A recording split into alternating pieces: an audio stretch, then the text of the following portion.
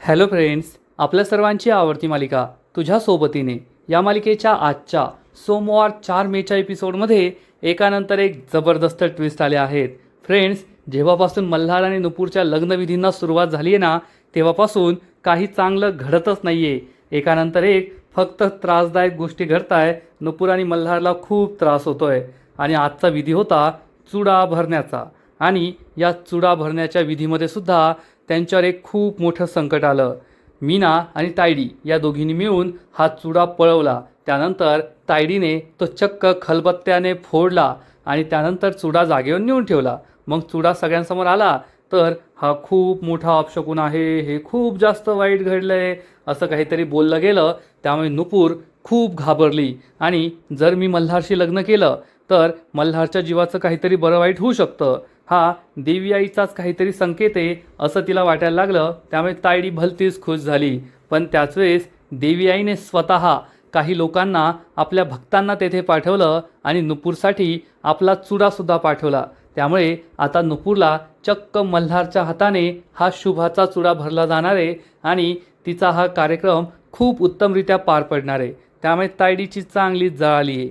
मग हे सगळं नेमकं घडलं तरी कसं, हे जाणून घेण्यासाठी हा व्हिडिओ शेवटपर्यंत नक्की पहा. फ्रेंड्स, आजच्या एपिसोडच्या सुरुवातीलाच नुपूरच्या चुडा भरण्याचा कार्यक्रम सुरू होतो आणि रेवती मावशी ही गुरुजींना विचारते, सगळ्यात आधी शुभाचा चुडा भरायचा आणि मग त्यानंतर बाकीचा चुडा भरायचा ना? गुरुजी म्हणतात हो. रेवती मावशी आशाला विचारते, आशाताई तुम्ही शुभाचा चुडा आणलाय का? तर आशा सांगते हो हो आणलाय ना, मंदिरात ठेवलाय, जेव्हा मुहूर्त असेल तेव्हा मग घेऊन येते. तेवढ्यात जिया ही रेवती मावशीला विचारते, आई हे शुभाचा चुडा भरण्याचा फंडा काय आहे तो सांग ना. रेवती मावशी चिडून म्हणते, जिया प्रत्येक गोष्टीत कोणता फंडा आहे हे विचारायचं नाही, ही पूर्वापार चालत आलेली परंपरा आहे, ती फक्त पाळायची असते. जिया म्हणते, काय ग मॉम सांग ना, हे का करतात? रेवती मावशी काही सांगणार इतक्यात आशा म्हणते, जिया बाळा मी तुला सांगते, या हिरव्या चुड्याचा रंग जसा हिरवागार आहे ना, तसाच आपल्या निसर्गाचा रंग हा हिरवेगार असतो आणि हिरवा रंग हा समृद्धीचा रंग असतो. त्यामुळे नवरीच्या हातामध्ये हा हिरवा चुडा भरला जातो की जेव्हा तिचं लग्न होईल तेव्हा तिचा संसार, तिचं भविष्य हे असं समृद्ध व्हावं, हे त्याचं प्रतीक आहे. हे ऐकून सर्वांना खूप आनंद होतो आणि जिया म्हणते, अरे वा, या रीतीमागे इतकं भारी लॉजिक आहे, हे तर मला माहीतच नव्हतं. तर नुपूर तिला सांगते, आपल्या प्रत्येक रीतीमागे, परंपरेमागे खूप चांगलं लॉजिक असतं, पण आपल्याला ते माहीत नसतं आणि आपण ते कधी माहीत करून घेण्याचा प्रयत्नसुद्धा करत नाही. तर जिया म्हणते, पहा ना, पण हे सगळ्या रीती वगैरे मुलींसाठीच असतात. म्हणे मुलींनीच चुडा भरायचा, मुलीनेच मंगळसूत्र घालायचं, मुलीनेच कुंकू लावायचं, पण मुलांना काहीच नसतं, मुलांना मिरवण्यासारखं काहीच नसतं असं म्हणून जिया मल्हारला चिडवते. सगळे खूप खुश होतात, पण तायडीच्या मैत्रिणी रेवती मावशी मात्र तोंड वाकडं करतात. मल्हार म्हणतो, नाही या, मी तर मिरवणार आहे. जिया विचारते, तू काय मिरवणार आहे? मल्हारकडे काहीच मिरवण्यासारखं नसतं. तो म्हणतो, मी माझ्या बायकोचं प्रेम मिरवणार आहे, पहा माझी मेहंदी किती रंगली आहे. सगळेजण मल्हारची मेहंदी पाहतात, ही मेहंदी खूप रंगलेली असते. जिया म्हणते, अरे वा ब्रो, तुझी मेहंदी तर किती रंगली आहे, खरंच किती छान दिसतीये. सगळेच मल्हारच्या मेहंदीचं कौतुक करतात. तायडीच्या मैत्रिणी तोंड वाकडं करतात.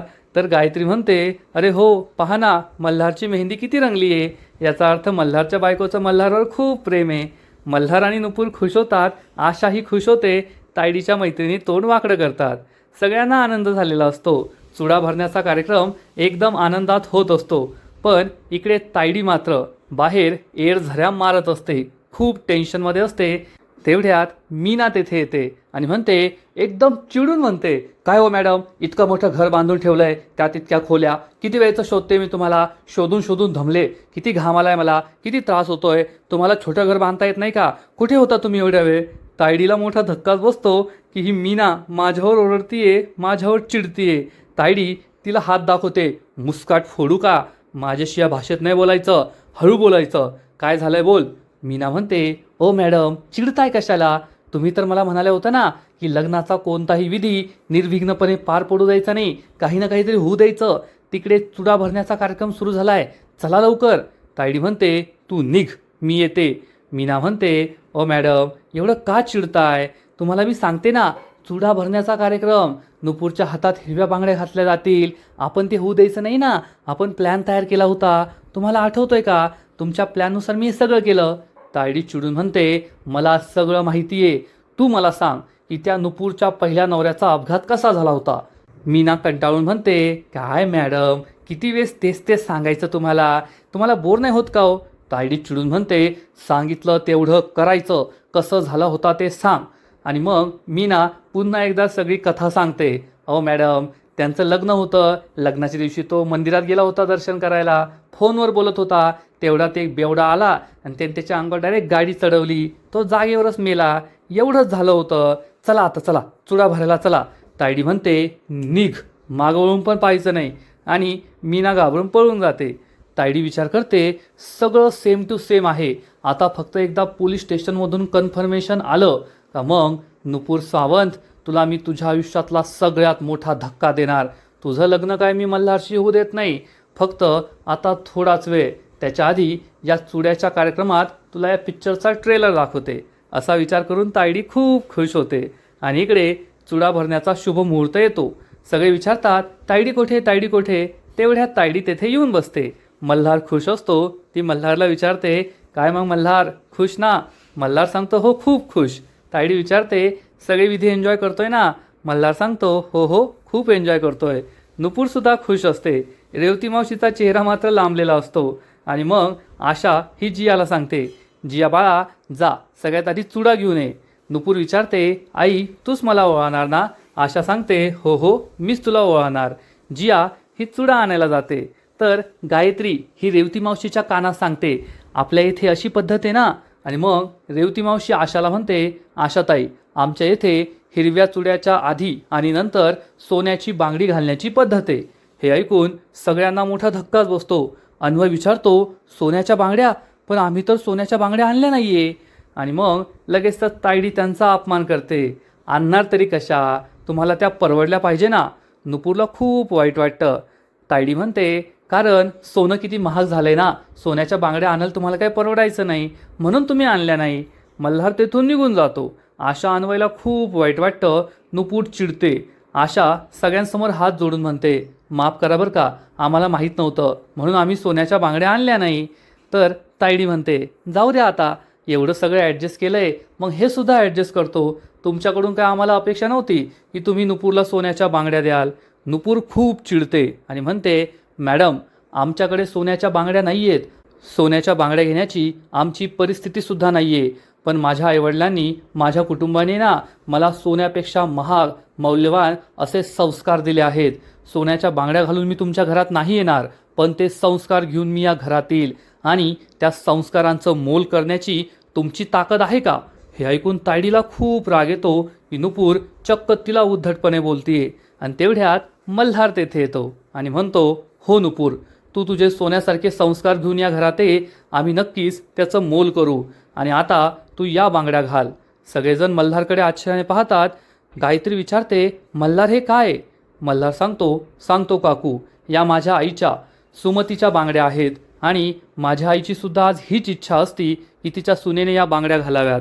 रेवती मावशी आणि तायडीला जबर धक्काच बसतो. आणि मग मल्हार या बांगड्या रेवती मावशीकडे देतो आणि नुपूरला म्हणतो, नुपूर, आज माझी आई असती ना तर तुला काहीच कमी पडू दिलं नसतं.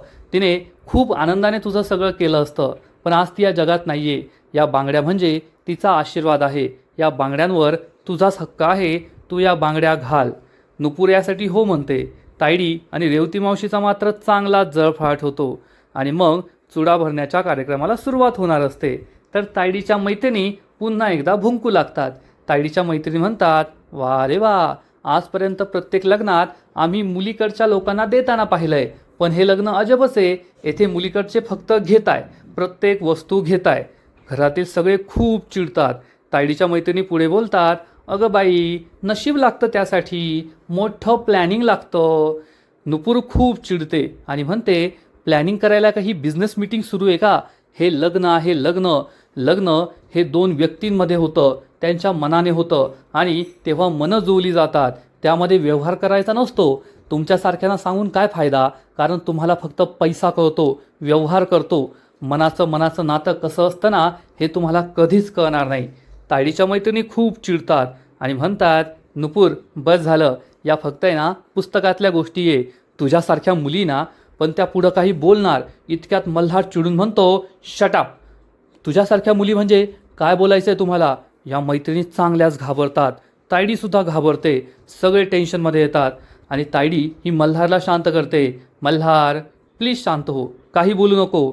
मल्हार शांत होतो आणि तायडी आपल्या मैत्रिणींना ठणकावून सांगते, ए काय बोलताय तुम्ही? आत्ता बिलकुल काही बोलायचं नाही. पण तायडी त्यांना डोळा मारते, त्यामुळे त्या खुश होतात. नुपूर हे सगळं पाहत असते आणि तेवढ्यात तायडी ही जियाला हाक मारते, अगं जिया चुडा घेऊन ये बरं. आणि जिया ही देवळातून हिरवा चुडा, शुभाचा चुडा घेऊन येते. तायडी मात्र भलतीच खुश असते, कारण तायडीने या चुड्याबरोबर आधीच काहीतरी करून ठेवलेलं असतं. आणि मग हा चुडा सगळ्यांसमोर येतो. जिया ही नुपूरला विचारते, हा तुझा पहिला शुभाचा चुडा आहे, एक्सायटेड आहेस ना? नुपूर सांगते, हो हो खूप एक्सायटेड आहे. नुपूर खुश असते आणि मग शुभाचा जो चुडा असतो त्याचा बॉक्स उघडला जातो आणि हा बॉक्स पाहताच सगळ्यांच्या पायाखालची जमीनच सरकते, कारण हा शुभाचा चुडा चक्क वाढवलेला असतो. सगळ्या बांगड्या फुटलेल्या असतात. हे पाहून सगळ्यांच्या पायाखालची जमीनच सरकते.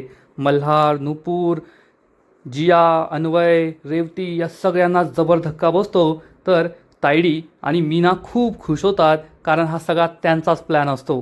मीनाला आठवतं की थोड्या वेळाआधी ती देवी आईच्या मंदिरात आली होती. घरातील मंदिरात तेथे शुभाचा चुडा ठेवलेला होता आणि ती हा शुभाचा चुडा घेते आणि देवी आईला म्हणते, खूप खूप थँक्यू देवी आई, हा चुडा मला येथेच सापडला.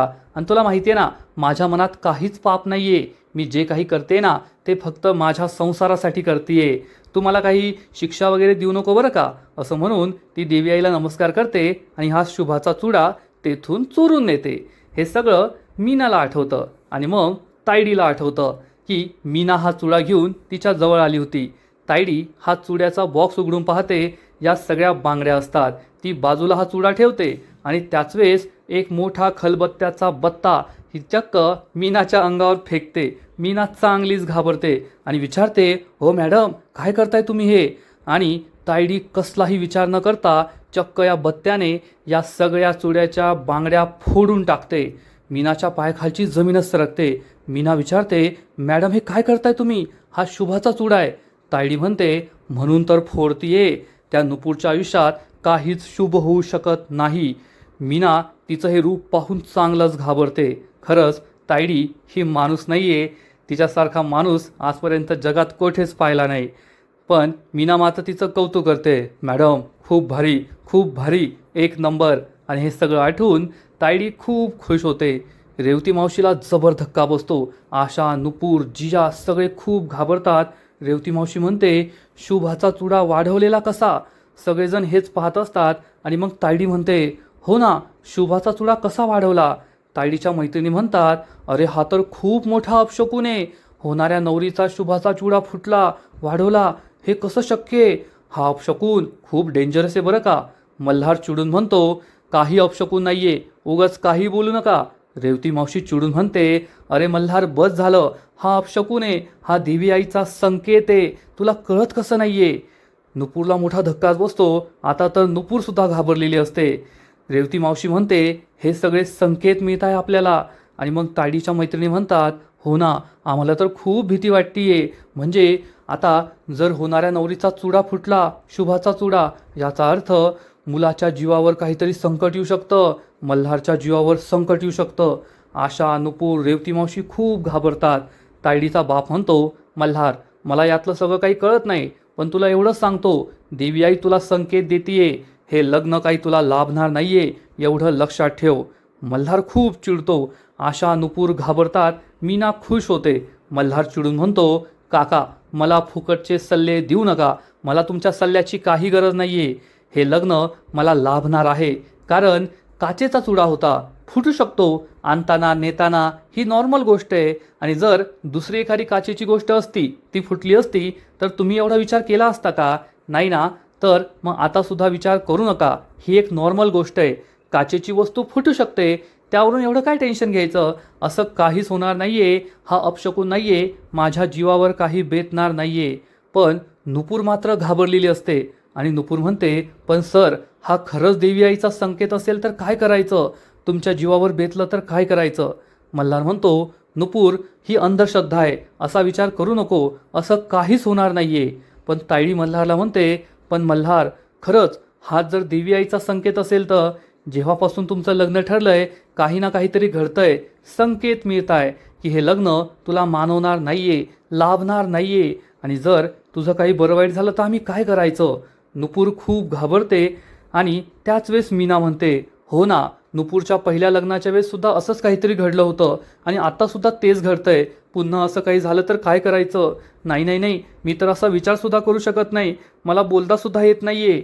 रेवती मावशी रडू लागते आणि म्हणते, मल्हार आता तरी विचार कर, किती वेळेस तू हे दुर्लक्षित करणार आहे. अरे हा देवी आईचा संकेत आहे, हे लग्न तुला मानवणार नाहीये, खूप मोठं संकट येणार आहे तुझ्यावर.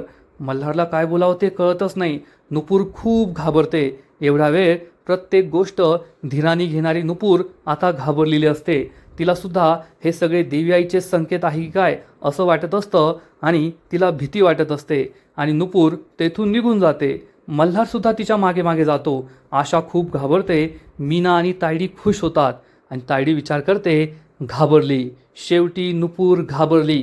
इतका वेळ मोठ्या मोठ्या बाता मारत होती, पण आता ती घाबरली आहे आणि तिला असं वाटतंय की हा देवी आईचा संकेत आहे. नुपूर, हा देवी आईचा नाही तर हा माझा संकेत आहे की मी तुझं आणि मल्हारचं लग्न होऊ देणार नाहीये. आता ही नुपूर काही मल्हारशी लग्न करत नाही, त्यांचं लग्न होणार नाहीये असा विचार करून तायडी खूप खुश होते. नुपूर ही रूममध्ये येते, रूमचा दरवाजा लावून घेते आणि झाल्या प्रकारामुळे तिला खूप भीती वाटत असते, तिला त्रास होत असतो. खरंच हे संकेत आहेत का, माझं आणि मल्हार सरांचं लग्न नाही व्हायला पाहिजे का, आमच्या दोघांचं लग्न झाल्यामुळे मल्हार सरांच्या जीवावर बेतू शकतं का, हा सगळा विचार करून नुपूर खूप घाबरते. नुपूरला आठवतं की आज सकाळपासून काय काय अपशकुन होत आहे. सगळ्यात आधी तर आमच्या मेहंदीच्या वेळेस चक्क नैवेद्याचं ताटच गायब झालं होतं, नैवेद्य सापडत नव्हता हे तिला आठवतं. त्यानंतर मल्हारची मेहंदी रंगली नव्हती असं गायत्री म्हणाली हे तिला आठवतं. नुपूरला आठवतं की आता शुभाचा चुडा वाढवलेला होता आणि मल्हारच्या जीवावर बेतू शकतं, हे लग्न त्याला मानवणार नाहीये, हा देवी आईचा संकेत आहे असं सगळे म्हणत होते हे नुपूरला आठवतं. तेवढ्यात मल्हार तेथे येतो आणि म्हणतो, नुपूर बाहेर जे काही सगळे बोलत होते त्याचा विचार करू नको, असं काही नाहीये, हा वाईट चुकीचा संकेत नाहीये, सगळं चांगलं होणार आहे. नुपूर ही मल्हारला विचारते, पण मल्हार सर जेव्हापासून आपलं लग्न ठरलंय, लग्नाचे विधी सुरू झाले आहेत, हे सगळं का घडतंय, हे सगळे संकेतच आहेत ना, आणि जर हे संकेत असतील तर. मल्हार म्हणतो, नाही नुपूर असं काहीच नाहीये. नुपूर म्हणते, पण सर आपल्या दोघांचं लग्न होतंय, माझं तुमच्यावर खूप प्रेम आहे आणि मी तुमच्या बाबत 1% सुद्धा रिस्क घेऊ शकत नाही. जर हे संकेत असतील, तुमच्या जीवावर बेतणार असेल तर मग मी काय करायचं. आणि मल्हारकडे या प्रश्नाचं उत्तर नसतं. आजचा एपिसोड येथेच संपतो. फ्रेंड्स, तुझ्या सोबतीने या मालिकेचा आजचा एपिसोड खरंच खूप भारी होता, खूप इंटरेस्टिंग होता. आजपर्यंत आपण अनेक मालिकांमध्ये लग्न पाहिली आहेत, परंतु या लग्नात जितकी विघ्न येत आहे ना, तितकं आजपर्यंत कोठेच पाहिलं नव्हतं. शेवटी तायडीसारखी व्हिलन असल्यावर दुसरं काय घडणार. तायडीला काहीही करून हे लग्न होऊ द्यायचं नाहीये, त्यामुळे लग्नाच्या प्रत्येक विधीत ती काही ना काहीतरी अडचण आणतीये, विघ्न आणतीये. पण आताचं हे जे विघ्न आहे ना, ते खरंच खूप मोठं आहे. नुपूरसुद्धा घाबरली आहे, एवढं मात्र खरं. तुझ्या सोबतीने या मालिकेचा आजचा एपिसोड तर खूप भारी होता, पण पुढील एपिसोड आणखीन भारी असणार आहे, आणखीन मोठा ट्विस्ट या मालिकेत येणार आहे. मग नेमकं घडणार तरी काय. तर फ्रेंड्स, तुझ्या सोबतीने या मालिकेच्या पुढील एपिसोडमध्ये आपण पाहू, मल्हार हा नुपूरला म्हणून कसा बसा पुन्हा एकदा चुडा भरण्याच्या कार्यक्रमात घेऊन येईल. पण त्याच वेळेस देवी आईचे काही भक्तगण तेथे पोहोचतील आणि मग रेवती मावशी त्यांना झालेला सगळा प्रकार सांगणार की आमच्या घरात लग्न होतं आहे आणि आमच्या होणाऱ्या सुनेचा चुडा हा वाढवला गेला, हा अपशकुन तर नाहीये ना. तर देवी आईचे हे भक्तगण सांगतील, नाही हा अपशकुन नाहीये, तर हा तर उलट शुभशकुन आहे, कारण देवी आई स्वतः तुमच्या घरी आली आहे आणि आता तिला वाहिलेला चुडा तुमच्या घरच्या होणाऱ्या सुनेला आम्ही देतोय आणि नक्कीच त्यांचा संसार सुखाचा होईल, हा देवी आईचा आशीर्वादच आहे. हे ऐकून सगळ्यांना खूप आनंद होणार. नुपूर, मल्हार, रेवती मावशी, आशा सगळे खूप खुश होतील. तायडीचा चेहरा मात्र पाहण्यासारखा झालेला असेल आणि मग देवी आईचे हे भक्तगण नुपूरला देवी आईचा प्रसाद म्हणून हा हिरवा चुडा देतील. नुपूर खूप खुश होईल आणि मग मल्हार हा स्वतःच्या हाताने नुपूरच्या हातामध्ये हा चुडा भरणार. म्हणजे खरंच चुडा भरण्याचा हा कार्यक्रम खूप शुभ असेल, सगळे शुभ शकून घडतील आणि चक्क देवी आईचा आशीर्वाद मल्हार आणि नुपूरच्या लग्नाला, त्यांच्या संसाराला मिळणार. तर इकडे तायडी मात्र नुपूर आणि मल्हार दोघे एकमेकांशी लग्न का करताय, त्यानंतर हे सगळं प्रकरण काय आहे हे शोधून काढण्याचा प्रयत्न करत असेल. वेदांत मृत्यू प्रकरण आणि मग मल्हार आणि आशाने ज्या खोट्या बायका तयार केल्या होत्या, जो खोटा माधव तयार केला होता, ते सगळं तायडीला समजणार आणि तायडी या बाईला चक्क घरी पाठवेल. मल्हारच्या नावाने ती जोरजोरात ओरडत असेल. मग आता पुढे काय होईल हे पाहायला खूप मजा येणार आहे. तर फ्रेंड्स, तुम्हाला सुद्धा तुझ्या सोबतीने ही मालिका आवडते का, नक्कीच कमेंट करून सांगा.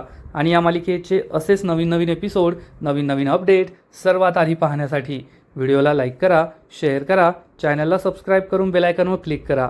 म्हणजे या मालिकेचे नवीन नवीन एपिसोड तुम्हाला सर्वात आधी पाहायला मिळतील. खूप खूप खूप धन्यवाद.